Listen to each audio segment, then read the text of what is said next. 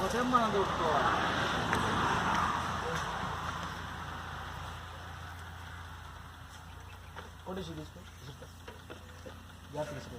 మళ్ళీ నన్ను అంటుందిగా మాట్లాడతలేదు అని మాట్లాడుతుంది. ఇటువంటి అన్యాయాలు చేస్తుంటే నాకేం బాధ అనిపిస్తుంది. అన్యాయాలు జరుగుతుంటే మాకు కొంతమంది మెటీరియల్ ఎందుకు మాకు ఎన్ని అన్యాయాలే కావు. ఇంతమంది క్లారిటీ చెప్పేసి ఇప్పుడు కూడా నువ్వు క్లారిటీ చెప్తే దెబ్బతింటారు. మరి నేను కూడా అంతే. మనకి క్లారిటీ ఉండాలి. నువ్వు ఆయన అంటివి, నువ్వు మళ్ళీ అదే మాట అయినా పడుతుంది. చెప్పమంటా వద్దంటారా? చెప్పాలి. దెబ్బతింటారు నువ్వే.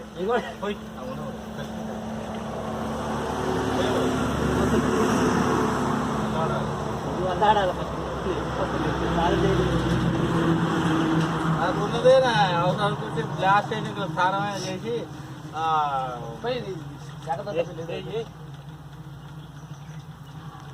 తగ్గిరా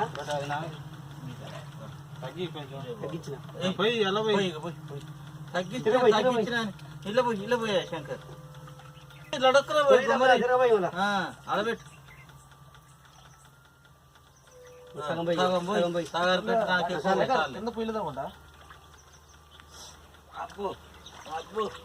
టెన్షన్ పడక్షాము అది చేస్తారు.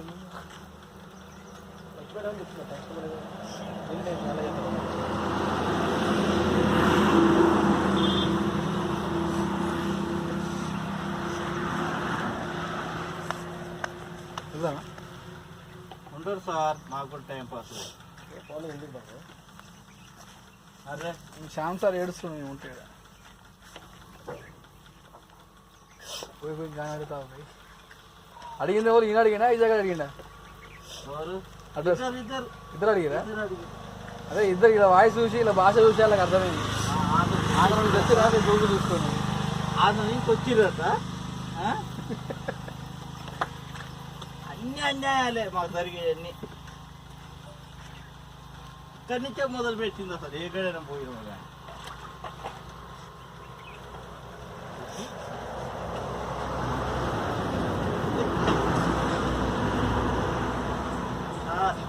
సగం బకెట్ల ముంచి నీళ్ళు ఎంత తొందరలో తీసేస్తాను. మళ్ళీ ఇప్పుడు డాక్టర్ పెడుతుంది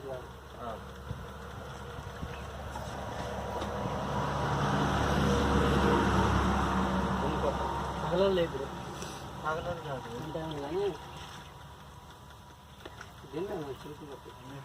శంకర్ అక్కడ నుంచి ఇక్కడ దాకా ఈ లైన్లు అదొకటి చెక్ చేసుకోవాలి.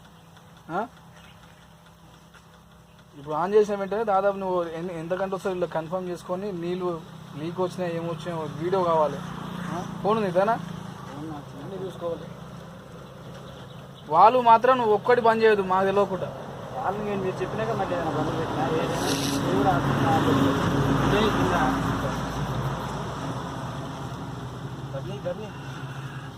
నువ్వు ఈయన ఉంటావో మీ మురళీ సార్ తోటి ఏమని మాట్లాడటం మాకు తెలియదు, కానీ మాకు అందుబాటులో మేము ఎప్పుడు ఫోన్ చేస్తే అప్పుడు వచ్చి లైన్లో ఉండాలి. వాల్స్ కూడా చెక్ చేసుకోవాలి. నువ్వు నాకు తెలియదంటే అట్లా కానీ అన్నది బంద్ పెట్టొద్దు అంటే మీకు చెప్పకుండా ఎప్పుడైనా మళ్ళీ బయట వచ్చి బంద్ పెడతాడు. నువ్వు చెక్ చేసుకోవాలి.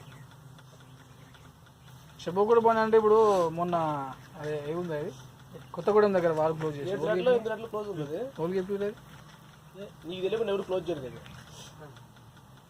చిల్లర కోసం క్లోజ్ చేస్తారు.